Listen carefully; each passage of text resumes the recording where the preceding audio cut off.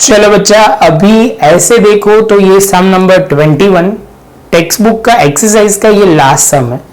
इसके बाद बच्चा हम तो इलास्ट्रेशन कवर करेंगे जिससे आपको प्रैक्टिस हो जाए। मैंने पूरे चैप्टर में जहां जहां जरूरत लगी है वो पूरे इलास्ट्रेशन कवर किया है, तो प्रॉपर आपने सीक्वेंस वाइज देखे होंगे तो बहुत हेल्पफुल रहेगा। बच्चा ये एक्टिविटी करने से पहले मैंने इसके पहले के वीडियो में भी बोला था, आपका स्टार्टिंग का जो बेस है वो क्लियर होगा तो बहुत प्रॉब्लम नहीं होगा कि ये एक्टिविटी में क्या क्या कंसीडर होता है, तो वो ध्यान से समझना बच्चा। शुरू करता है सम नंबर 21, पेज नंबर है 287 पे। From the following information calculate the cash flow from the financial activity. Financial activity में आपको वो कौन सी एक्टिविटी जो है फाइनेंशियल एक्टिविटी हिसाब से कितनी कैश फ्लो आई बिजनेस में वो लिखना है। तो आप देखोगे आपको 2 ईयर दिया हुआ है 2017 एंड 16। डिबेंचर है, इक्विटी शेयर है, डिबेंचर है, 2 टाइप के तो डिबेंचर है, और प्रेफरेंस शेयर कैपिटल है और बैंक ओवरड्राफ्ट है। 2 टाइप के कैसे पता चलेगा, तो आगे देखो 10% डिबेंचर दिया हुआ है, दूसरा है 12% डिबेंचर जो आपको ध्यान में रखना है। इसके बाद बच्चा आपको दिया हुआ है एडिशनल इंफॉर्मेशन में, आप ध्यान से देखोगे तो डिबेंचर इंटरेस्ट पेड 12,000 है, paid 22,000 for equity share dividend and preference share dividend.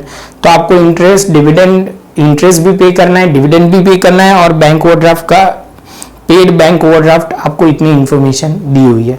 तो बच्चा चलो स्टार्ट करते हैं। सबसे पहले जो इंफॉर्मेशन है वो उसके हिसाब से बच्चा एक छोटा सा पॉइंट जो ध्यान में रखना है वो यहाँ पे paid interest on bank overdraft, paid interest on bank overdraft जो मेन पॉइंट है। पेड बैंक ओवरड्राफ्ट 4,000 नहीं है, बैंक उसमें लिखा हुआ है paid interest on bank overdraft, तो वो ध्यान में रखना बच्चा, क्योंकि वो एक नोटेशन थोड़ा इंपॉर्टेंट है, अदरवाइज कंफ्यूजन क्रिएट हो सकता है ये लाइन की वजह से। तो ये थोड़ी प्रिंटिंग एरर थी जो आपको ध्यान में रखनी है। बच्चा शुरू करते हैं। सबसे पहला पॉइंट जो है वो थोड़ा नोट प्रॉपर पकड़नी पड़ेगी। ओके चलो, तो सबसे पहले बच्चा आपको दिया हुआ है डिबेंचर, तो डिबेंचर में 10% डिबेंचर, मुझे ईयर लिखना पड़ेगा 2017 और ये है 2016।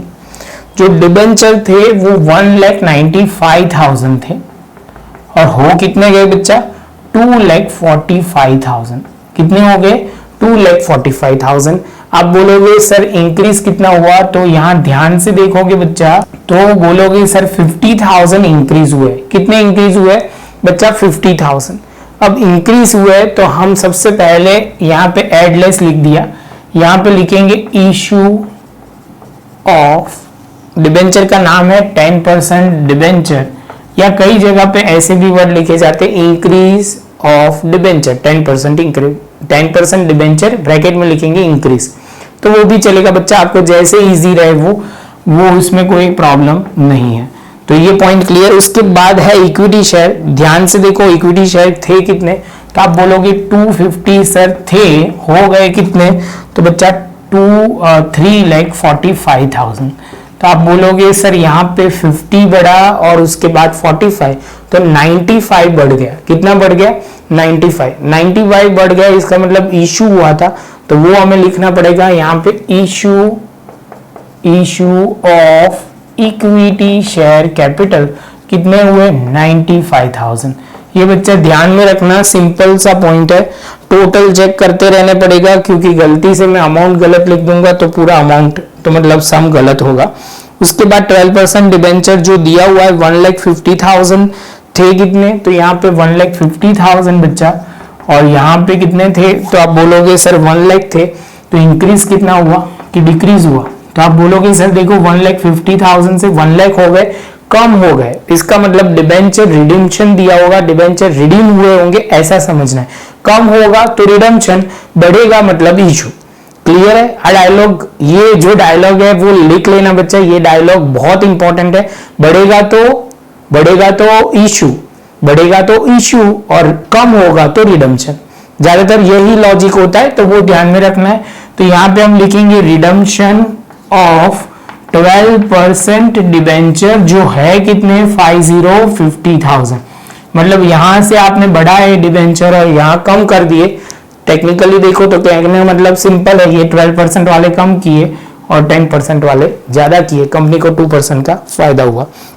आगे चलते, जो अभी दिया हुआ preference share capital, preference share capital थे कितने 1 लाख, कितने थे बच्चा 1 लाख, कितने हो गए 80,000, कितने कम हुए तो 20,000। डिबेंचर कम मतलब प्रेफरेंस शेयर कम होंगे तो भी वर्ड क्या होगा रिडम्पशन ऑफ प्रेफरेंस शेयर, लेकिन इक्विटी शेयर कम होता है तो इसका मतलब बाय बैक वर्ड लिखना पड़ेगा। ये टेक्निकल पॉइंट है, एक्चुअली अभी के लेवल पे आपको इतना ही समझना पड़ेगा, वो आपको इजी रहेगा। तो आप बोलोगे sir redemption of preference share capital कितने 20,000, तो ये भी हो गया बच्चा।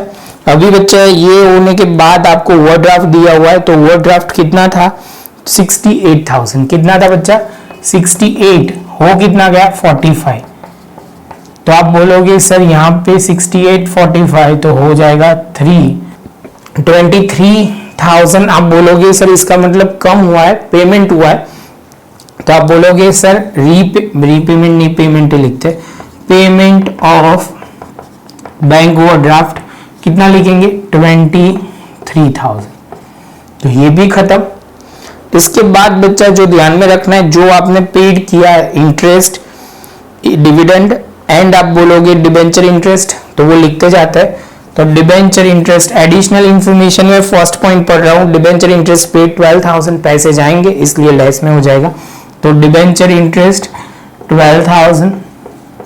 उसके बाद बच्चा आप बोलोगे डिविडेंड, तो डिविडेंड पेड आप लिखोगे 22,000, और यहां पे मैंने बोला है करेक्शन जो करना है paid debenture paid interest on bank overdraft, तो ध्यान में रखना paid interest on bank overdraft, otherwise confusion हो सकता है, इसलिए हमने ये पॉइंट को प्रॉपर तरीके से बच्चा लिख दिया। ये है 4,000, टोटल करेंगे बच्चा हमारा काम खत्म, टोटल शुरू, ये बोल सकते हैं बहुत सिंपल पॉइंट की तरह हमने खत्म किया, पॉइंट भी इजी था।